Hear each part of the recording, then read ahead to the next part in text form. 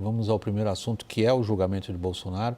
Os advogados do ex-presidente disseram hoje no STF que não há provas que liguem o ex-presidente à trama golpista de 2022, pela qual ele é acusado, está sendo julgado, e atacaram a delação do tenente-coronel Mauro Cid.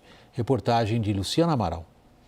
A defesa de Jair Bolsonaro argumentou que o ex-presidente não pode ser responsabilizado por atos de terceiros. Porque, na verdade, foi achada uma minuta do punhal verde e amarelo, uma minuta, planilha de uma operação luneta, e como todos nós sabemos, o trágico episódio de 8 de janeiro. A estratégia incomum das defesas foi desqualificar a delação do ex-ajudante de ordens de Bolsonaro, Mauro Cid, e negar o envolvimento dos réus com os atos do 8 de janeiro de 2023. O advogado do ex-ministro da Defesa, Paulo Sérgio Nogueira, no entanto, fugiu do script.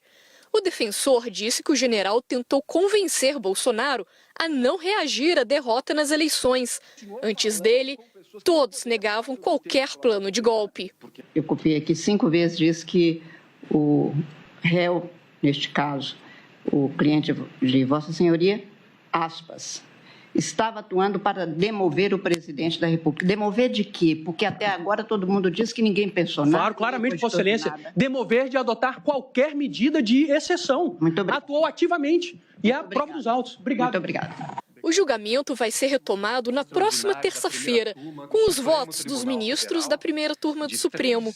A expectativa é que o voto do ministro relator, Alexandre de Moraes, defenda penas mais rigorosas. Por outro lado, aliados de Jair Bolsonaro esperam que o ministro Luiz Fux sugira penas menores. Em meio ao julgamento de Jair Bolsonaro, o presidente da Câmara dos Deputados, Hugo Mota, conversou com o governador de São Paulo, Tarcísio de Freitas, para tratar do projeto que anistia os envolvidos nos atos do 8 de janeiro de 23. A ideia é avançar em um formato de texto que alcance também os réus da trama golpista. Já o presidente do Senado, Davi Alcolumbre, defende um texto alternativo que diferencie organizadores e financiadores do 8 de janeiro dos participantes do plano de golpe. Pier Paolo Bottini, deixa a gente usar a sua experiência profissional, criminalista, formado nessa área, atuante nessa área. A defesa do ex-presidente, do ponto de vista seu de advogado criminalista, foi convincente? William, eu acho que a defesa fez um bom trabalho. Ela trouxe os argumentos relevantes e importantes ali, cabíveis nesse caso. Ela questionou tanto as questões procedimentais, né? Ela discutiu a delação do Mauro Cid, se ela era válida ou não, discutiu no mérito, apontou, segundo ela ali, não houve um início de tentativa de golpe de Estado, tudo que teria sido descrito teria ficado no campo da mera cogitação, e por fim discutiu a dosimetria da pena, né? Ou seja, disse que se no caso de condenação, que a pena ficasse reduzida ou ficasse menor. Então, a defesa abordou todos os pontos que ela poderia abordar, resta saber se ela vai convencer o colegiado, o Supremo Tribunal Federal, dos seus argumentos, do seu ponto de vista. Mas tudo o que podia ser abordado foi abordado, e acho que de uma forma bastante coerente. Só aproveitando, seguindo na mesma pergunta, respondendo à pergunta que você levantou, você acredita que o colegiado acatará as teses da defesa? Eu não sei, é muito difícil a gente fazer uma previsão sobre o comportamento do Supremo. No entanto, eu acho que nesse ponto a Procuradoria-Geral da República, ela, por sua vez, apresentou uma tese bastante consistente sobre a existência de uma tentativa de golpe de Estado, né? O que a Procuradoria-Geral da República fala, eu acho que é muito possível que isso acabe pautando o voto de alguns ministros, é que, na verdade, ali não houve uma mera cogitação, né? Eles dizem que, mais do que uma cogitação, houve o início da execução de uma tentativa de golpe de Estado, porque havia ali um plano de tentar descredibilizar as urnas e o sistema eleitoral brasileiro, havia um plano de, com isso, gerar uma comoção social, e com essa comoção social se aplicar medidas de exceção e decretos de exceção. E o que a acusação diz esse plano foi colocado em prática, né? Houve um descredenciamento, uma desacreditação das das urnas em falas do presidente da República, em reunião com embaixadores, em documentos apresentados nos tribunais. Houve uma instigação para que as pessoas ficassem na frente dos quartéis e causassem uma comoção social, e houve uma discussão na cúpula do governo, com a cúpula das Forças Armadas, de medidas de exceção. Então, o que a Procuradoria-Geral da República diz, olha, houve aqui sim o início de uma tentativa, não é só um plano, é um plano que foi iniciado, os primeiros passos foram dados, e isso já seria suficiente para que essas pessoas fossem condenadas. Então, agora, o tribunal vai se debruçar sobre isso, mas já por conta de algumas manifestações anteriores, inclusive no caso do 8 de janeiro, há uma tendência de que eles reconheçam a tese da acusação como a tese proeminente. Jussara, você que tem acompanhado sempre de dentro os trabalhos do Supremo Tribunal Federal, como é que o trabalho da defesa de Jair Bolsonaro foi recebido hoje? William, os ministros da primeira turma claro, né, estavam ali acompanhando a defesa de Jair Bolsonaro, mas a tendência, o que a gente observa é que essa tese da defesa de Jair Bolsonaro tem muita dificuldade de avançar. Tem um argumento que foi usado pelos advogados, que é de que, olha, Jair Bolsonaro, ele não avançou, ele não deu início à preparação nem do estádio de sítio, nem do estádio de defesa, e disse mais, tem usado como argumento de que Bolsonaro, ele fez a transição de governo, deu autorização para isso e disse que tentou desmobilizar os seus eleitores, né? E eles têm se agarrado nesse ponto, e um dos advogados de Bolsonaro hoje disse o seguinte, olha, atos preparatórios não podem ser criminalizados, eles têm se agarrado nisso.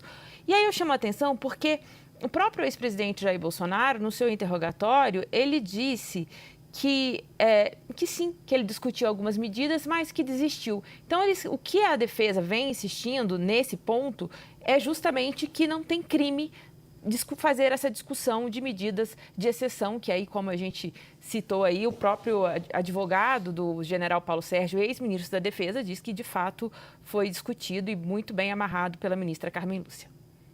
Carmen Lúcia conseguiu arrancar de um advogado de defesa de um co-réu algo que, de fato, possa levar o Jair Bolsonaro a maiores dificuldades, além daquelas que ele já tem? Sim, sem dúvida alguma. Acho que esse é o grande fato do julgamento, juntando os 2 dias, né, William?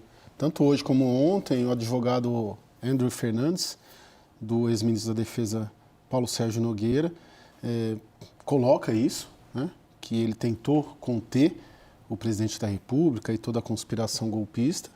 E tem outro dado, que o Paulo Sérgio foi lá. De todos, ele é o único a ir lá. Claro que tem uma simbologia, claro que isso não serve para fins de análise de defesa, análise técnica de defesa, mas não deixa de ser um gesto. Acho que, fechando a semana hoje, né, agora a gente só volta na semana que vem, esse é o grande fato, a grande novidade foi essa manifestação provocada, inclusive, astutamente, né, inteligentemente pela ministra Carmen Lúcia, que percebe, né, o movimento, ela fala, questiona, vai nele. Eu ouvi falar 5 vezes. Sim. Ela diz isso. Tem um dado interessante do Paulo Sérgio. O Paulo Sérgio, ele era muito mais um general do alto comando do Exército e, portanto, muito mais alinhado àquela turma de generais legalistas que acabaram contendo o golpe, né, e a conspiração golpistas do que da turma do governo. Ele era o chefe do Exército, depois ele vai para o Ministério da Defesa. Claro que ali teve que prestar um serviço, né? Por exemplo, atacando as urnas formalmente, via Ministério da Defesa, mas eu sempre olhei ele a um general discreto, um general moderado, vamos dizer assim, e muito mais próximo dessa turma que hoje está no alto comando, o general Tomás, comandante Tomás Paiva, o comandante Amin, que era o comandante militar aqui do Sudeste, do que dos bolsonaristas em si. E ali hoje ficou muito claro esse desgarramento que havia na época, que nossa hipótese, a Jussara acho que tem essa percepção também, a gente cobria juntos lá o governo Bolsonaro, de ser quase que um elemento estranho dentro do pacote inteiro desses réus que são acusados. Pier Paolo, estamos diante do clássico dilema do prisioneiro, no caso do comportamento das várias defesas. Normalmente, num caso como esse, se supõe que as defesas têm um mínimo de articulação e de coordenação, porque o que uma faz eventualmente prejudica o outro. É o que aconteceu? Veja, nesse caso a gente tem, em primeiro lugar, um dos co-réus já é um colaborador premiado, né? Então, nesse caso, já não existe uma articulação desde o início, né? Ele aponta que os demais teriam praticado os crimes, ele reconhece isso, ele confessa que ele estava envolvido naquilo também, então já não existe a coordenação em relação a ele. Vamos lembrar até que o advogado do Mauro Cid é o primeiro a falar, justamente porque a tese dele é uma tese que coincide com a acusação. Entre os demais, em regra, era de se esperar alguma coordenação, mas quando a gente vai chegando no final do processo, a gente percebe que em alguns momentos isso não é possível. E essa estratégia da defesa do Paulo Sérgio me parece justamente ir nesse sentido. Ele já tinha, quando ele dá um interrogatório dele e nas alegações escritas, ele já segue por esse caminho, então não é que também é uma grande novidade, isso já constava nessa estratégia, já é uma estratégia adotada por algum tempo, porque ele está tentando aqui se desraiar do grupo e buscar uma salvação, uma absolvição, ou pelo menos uma atenuação da pena. O que ele está dizendo é, olha, na hora de decidir se vão condenar ou não, ou de dar a dosimetria da pena, olhem para mim com um olhar diferente, justamente por isso. E a ministra Carmen Lúcia, como você disse, é muito astuta, já tinha feito intervenções muito interessantes nesses 2 dias aí das defesas, ela já tinha falado da auditoria das urnas em determinado momento, ela faz essas pequenas intervenções muito sagazes, muito específicas e tem conseguido com isso entender um pouco como as coisas funcionam. Essa última que foi comentada aqui realmente é um momento em que ela consegue tirar do advogado algo que ele já tinha dito na defesa escrita, mas agora ficou muito claro que se ele tentou impedir alguma coisa, é que havia alguma coisa em andamento.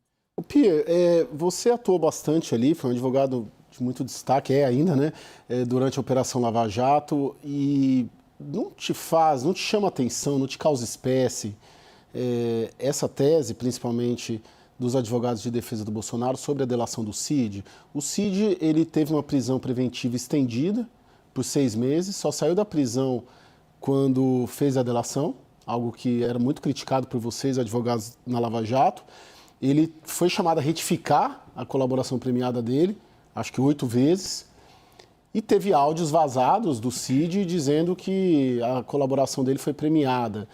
Isso não contamina, de certa maneira? Claro que o que se produziu de provas a partir da delação, ok, elas são válidas, mas não é uma delação e um processo todo de colaboração que remete ao que acontecia nas colaborações premiadas, que vocês, advogados, criticavam? Veja, Caio, eu até tem várias coisas aqui para comentar nessa sua pergunta, mas uma primeira delas a colaboração é uma estratégia de defesa lícita e eu acho que alguns criticavam a colaboração como instituto em si. Eu sempre achei que a colaboração ela é um meio de defesa relevante desde que ela seja utilizada de maneira correta. O fato de alguém sair da prisão porque fez colaboração também não causa espanto, né? Porque, na verdade, durante o processo, você vai para a prisão porque você ou está correndo risco de fuga ou porque você está obstruindo a justiça e destruindo provas. Na medida em que alguém assina um acordo com o Estado para colaborar e o Estado concorda com isso, o Estado está reconhecendo que aquela pessoa não é mais uma ameaça, então, a partir daquele momento, eu entendo que ela tem que sim suspender qualquer medida cautelar contra o colaborador. Eu acho que isso é uma decorrência lógica da própria existência da colaboração premiada. Agora, a tua pergunta é muito importante no sentido de quando eu constato aqui omissões e mentiras numa colaboração, que efeito que elas têm sobre as provas produzidas? Eu acho que esse é um ponto muito importante. A colaboração premiada, o acordo de colaboração, ele não é afetado por isso. E por que não? Porque a palavra do colaborador, ela não é usada como prova. Seja ela verdadeira, seja ela mentirosa, ela não pode ser levada em consideração no momento do julgamento. O que eu levo em consideração são as provas que ele trouxe para corroborar o que ele diz. Então, as mensagens de celular, o material apreendido, os HDs, os e-mails, tudo isso é importante e continua válido. Agora, se for constatado que ele mentiu, qual é a consequência disso? Ele perde os benefícios que ele pretende ter. Então, ele pretende uma certa redução de pena. Se o colegiado entender, nesse julgamento, que ele mentiu em tudo ou em parte, ele ou vai ter reduzido os benefícios ou esses benefícios vão ser negados e ele não vai ter direito a nenhum benefício. Mas isso não afeta a validade, não do depoimento dele, mas das provas que ele trouxe para corroborar aquilo que ele disse. Isso se mantém intacto, independentemente do comportamento dele.